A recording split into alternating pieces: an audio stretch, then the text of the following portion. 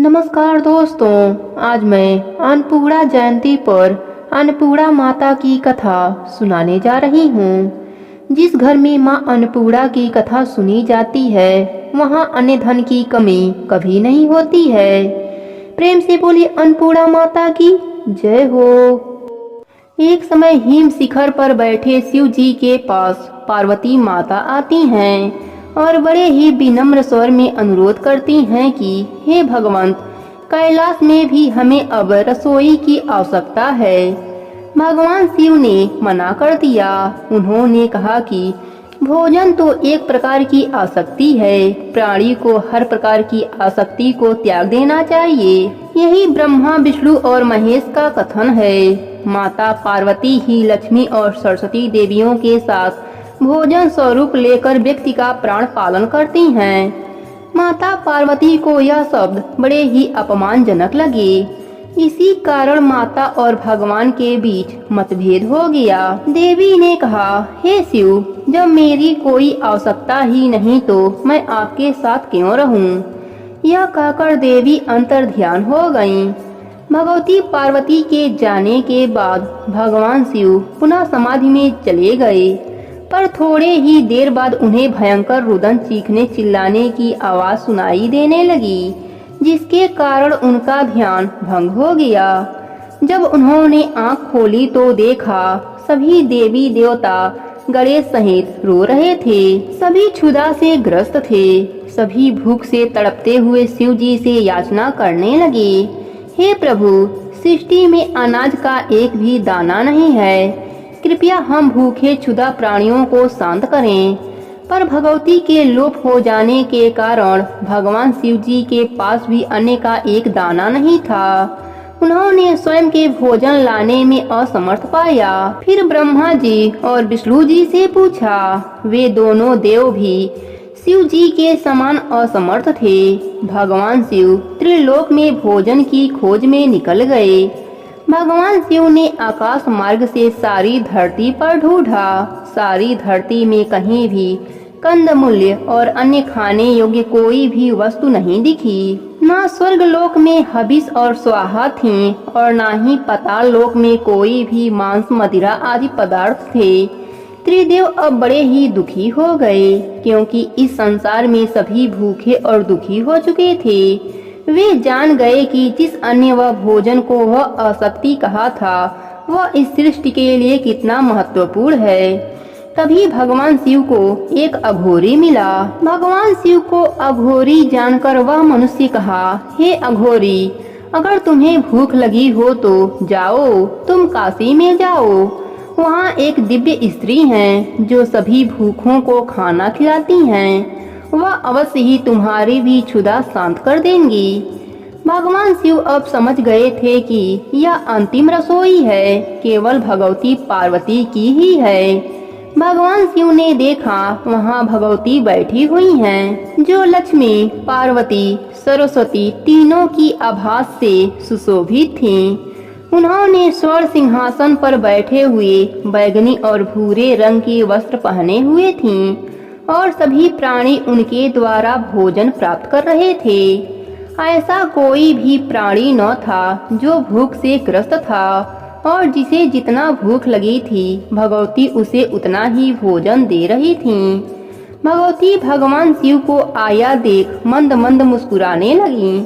उन्होंने कहा, हे शिव, यह सत्य है कि आप और ब्रह्मा भूख के बंधन में नहीं बंधे हैं, पर आप जिसके भक्ति के बंधन से बंधे हैं वह क्षुधा से ग्रस्त होते हैं। इसलिए भोजन उनके लिए उतना ही आवश्यक है जितना आपके लिए भक्ति। भगवान शिव समझ गए, भले ही वह बैरागी हैं, पर सांसारिक बंधन उनके लिए भी उतना ही आवश्यक है जितने संसारियों के लिए। देवी ने शिव जी को 3 बार चावल का दान किया। पहली बार चावल के रूप में हविष और स्वाहा थीं, दूसरी बार अन्य धन और कंदमूल थे, और तीसरी बार चावल रूप में उन्होंने मांस मदिरा और जलायु पदार्थ दिए। ये तीनों लोक में वास करने वाले प्राणियों के लिए थे। संसार में अन्न की पूर्ति करने वाली इस देवी को अन्नपूर्णा का नाम दिया गया। सभी देवी देवताओं ने देवी की खूब स्तुति की और देवी आज भी काशी में अन्नपूर्णा स्वरूप विराजमान हैं। भगवान शिव ने सारे चावल सृष्टि पालन भगवान विष्णु को दिए और भगवान विष्णु ने तीनों लोकों में बराबर बराबर बांट दिया। प्रेम से बोलिए अन्नपूर्णा माता की जय हो। और एक समय पृथ्वी लोक पर जल और अन्न सभी कुछ समाप्त हो गया। सभी प्राणी अन्न और जल के न मिलने पर मरने लगे। इसके बाद पृथ्वी पर लोग ब्रह्मा जी और विष्णु जी की आराधना करने लगे। ऋषि गणों ने ब्रह्मलोक और वैकुंठ लोक जाकर इस समस्या का हल निकालने के लिए ब्रह्मा जी और विष्णु जी से कहा, जिसके बाद ब्रह्मा जी और विष्णु जी सभी ऋषियों के साथ कैलाश पर्वत पर पहुँचे। सभी ने भगवान शिव जी से प्रार्थना की, हे प्रभु, पृथ्वी लोक बड़े ही संकट से गुजर रहा है, इसलिए अपना ध्यान तोड़िए और जागृत अवस्था में आइए। तब शिव जी ने आंखें खोलकर सभी के आने का कारण पूछा। तब सभी ने बताया कि पृथ्वी लोक पर अन्न और जल की कमी हो गई है। तब भगवान शिव ने उन्हें आश्वासन देते हुए कहा कि आप लोग धीरज रखिए। इसके बाद भगवान शिव और माता पार्वती ने पृथ्वी लोक का भ्रमण किया, जिसके बाद माता पार्वती ने अन्नपूर्णा का रूप धारण किया और भगवान शिव ने भिक्षुक का रूप धारण किया। इसके बाद भगवान शिव ने भिक्षा लेकर सभी पृथ्वी वासियों में भोजन वितरण किया, जिसके बाद पृथ्वी पर अन्न और जल की कमी पूरी हो गई और सभी ने अन्नपूर्णा माता की खूब स्तुति की। प्रेम से बोलिए अन्नपूर्णा माता की जय हो। एक समय की बात है, काशी निवासी धनंजय की पत्नी का नाम सुलक्षणा था। उसे अन्य सब सुख प्राप्त थे, केवल निर्धनता ही उसके दुख का कारण था। यह दुख उसे हर समय सताता था। एक दिन सुलक्षणा पति से बोली, स्वामी, आप कुछ उद्यम करो तो काम चले। इस प्रकार कब तक काम चलेगा? सुलक्षणा की बात धनंजय के मन में बैठ गई।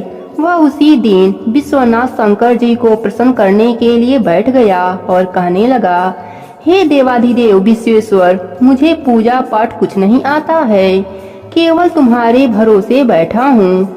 इतनी विनती करके वह 2-3 दिन तक भूखा प्यासा बैठा रहा। यह देखकर भगवान शंकर ने उसके कान में अन्नपूर्णा अन्नपूर्णा अन्नपूर्णा इस प्रकार 3 बार कहा। यह कौन है, क्या कहा गया? इसी सोच में धनंजय पड़ गया कि मंदिर से आते ब्राह्मणों को देखकर पूछने लगा, पंडित जी, अन्नपूर्णा कौन है? ब्राह्मणों ने कहा, तू अन्न छोड़ बैठा है, सो तुझे अन्न की बात सूझती है, जा घर जाकर अन्न ग्रहण कर। धनंजय घर गया, स्त्री से सारी बात कही। वह बोली, नाथ, चिंता मत करो, स्वयं शंकर जी ने यह मंत्र दिया है, वे स्वयं ही खुलासा करेंगे, आप फिर जाकर उनकी आराधना करो। धनंजय फिर जैसा का तैसा पूजा में बैठ गया। रात्रि में शंकर जी ने आज्ञा दी, कहा तू पूर्व दिशा में चला जा, वहाँ अन्नपूर्णा का नाम जपता जाता और रास्ते में फल खाता, झरनों का पानी पीता जाता। इस प्रकार कितने ही दिनों तक वह चलता रहा। आगे उसे चांदी सी चमकती वन की शोभा देखने में आई, सुंदर सरोवर देखने में आया। उसके किनारे कितनी ही अप्सराएं झुंड बनाए बैठी थीं। एक कथा कहती थी और सब माँ अन्नपूर्णा इस प्रकार बार बार कहती थीं। यह अगहन मास की उजेली रात्रि थी और आज से ही व्रत का ये आरंभ था। जिस शब्द की खोज करने वह निकला था वह उसे वहाँ सुनने को मिला। धनंजय ने उसके पास जाकर पूछा, हे देवियों, आप यह क्या करती हो? उन सब ने कहा, हम सब माँ अन्नपूर्णा का व्रत करते हैं। व्रत की क्या विधि है, मुझसे भी कहो। वे कहने लगी, इस व्रत को सब कोई करता है। 21 दिन तक के लिए 21 गांठ का सूत लेना चाहिए। 21 दिन यदि न बने तो 1 दिन उपवास करे, यह भी न बने तो केवल कथा सुनकर प्रसाद लें, निराहार रहकर कथा कहें। कथा सुनने वाला कोई न मिले तो पीपल के पत्तों को रख सुपारी या घृत कुमारी वृक्ष को सामने कर, दीपक को साक्षी कर, सूर्य, गाय, तुलसी या महादेव को बिना कथा सुनाए मुख में दाना न डालें। यदि भूल से कुछ पड़ जाए तो एक दिवस फिर उपवास करें। व्रत के दिन क्रोध न करें और झूठ न बोलें।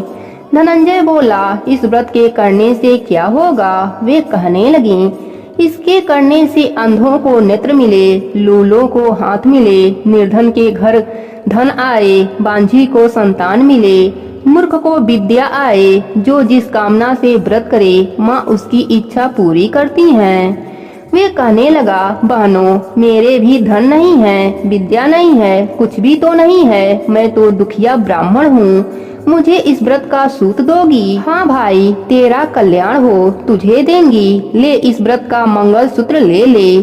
धनंजय ने व्रत किया। व्रत पूरा हुआ।